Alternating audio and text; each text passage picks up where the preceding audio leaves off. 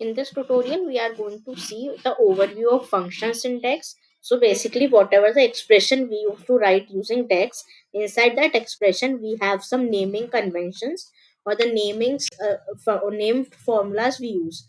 So that named formula is known as the functions. So we have different categories of the functions we have in Power BI DAX expressions.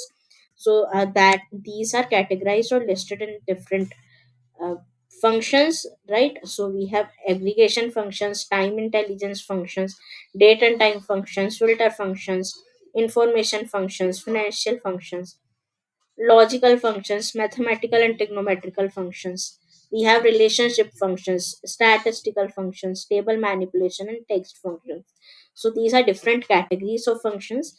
We will be covering each and every category with each and every DEX expression or the DEX formula or the DEX function, right? So just I would like to request you to just subscribe the channel and press the bell icon so that you will be notified once the video or the tutorial is uploaded, and you will get notified.